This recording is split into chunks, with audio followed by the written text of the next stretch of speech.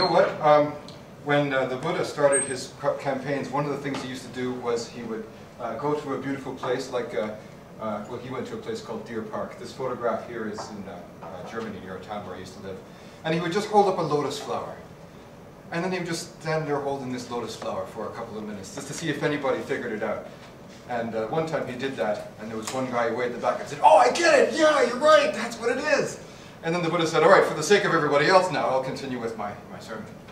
So I thought, what if I held up a chalice? You don't get it? I have to go through the speech after all. Well, good afternoon, and thanks very much for coming to hear this thing. Ecology and Revelation. Well, Revelation is a word probably many people know from the last book in the New Testament, the last book of the Bible, and what it means to many Christians, and in the sense in which I will use that word here today as well, is the sense in which something is revealed to us, something is made available, something is shown.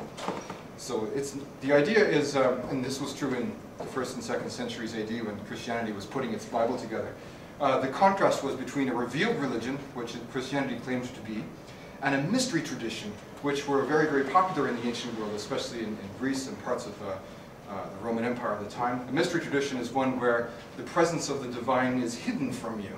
And to have access to that presence, you would have to go through some kind of initiatory process. So the Eleusinian mysteries in honor of Demeter would be an example of that. You had to be one of the mystai, the initiates, who did the sacred procession from Athens to Eleusis.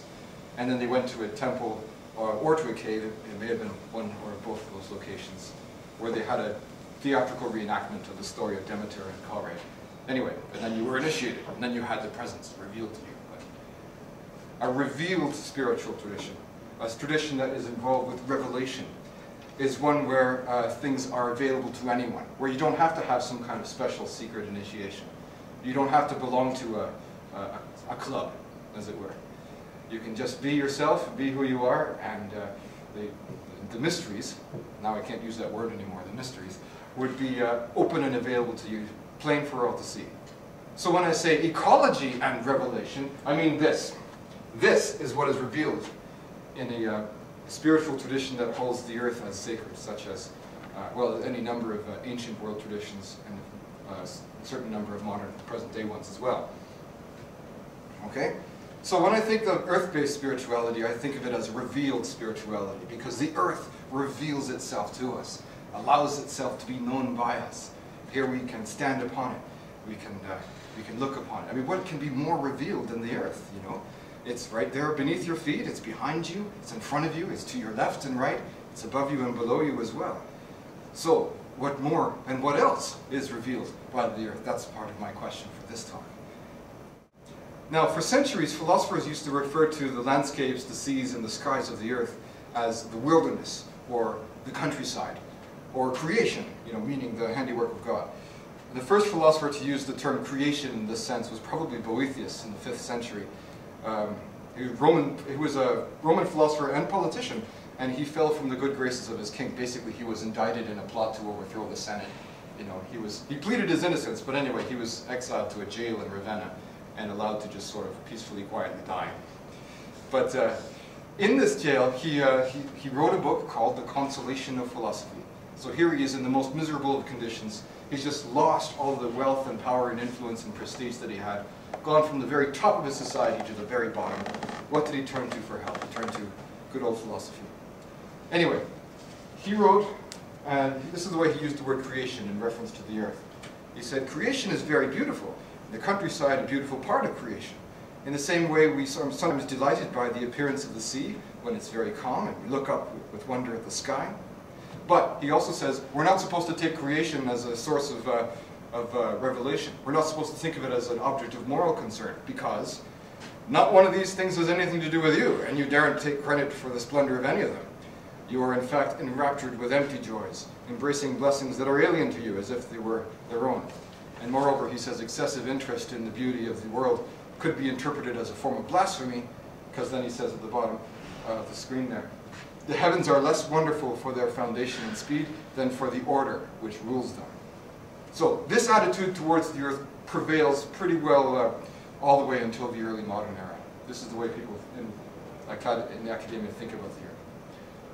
Anyway, the history of it goes on from there in lots of interesting ways. I'm not going to tell you the entire history of ideas in this tonight or this afternoon.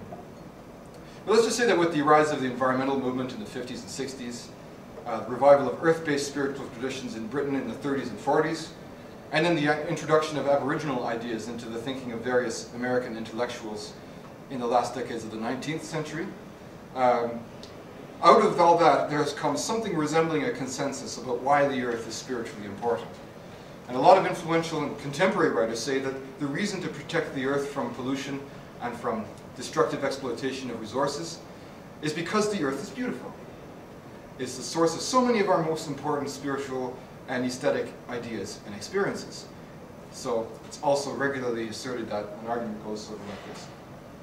First, the Earth as a whole is a united, unified, singular system of life. And in support of this proposition, a lot of people would look to some form of environmental biology, like the Gaia hypothesis, or they might go back to Aldo Leopold and the land ethic or something like that. And then the second, well, we human beings, we're part of this great unified system of life. We get to belong to it too. And in support of this, you'll often find quotations from First Nations elders, Aboriginal people, mystics of all kinds of different backgrounds. Thoreau and Leopold and Arne Naess as well, the founder of Deep Ecology, used to quote regularly from the Bhagavad Gita, for instance. So with those two premises, and you lead to this third conclusion, therefore, human beings ought to protect and cherish the Earth as a way of protecting and cherishing ourselves, as part of that system. That's how the basic argument usually goes. There's variations of different kinds. There's lots of different layers of subtext that different writers will want to bring in there to make it unique and distinctly their own. But most of them fall down to some variation of this argument. Okay? So first I'll tell you what I like about it. And then I'll tell you what bugs me about it. Okay? Yeah. Okay.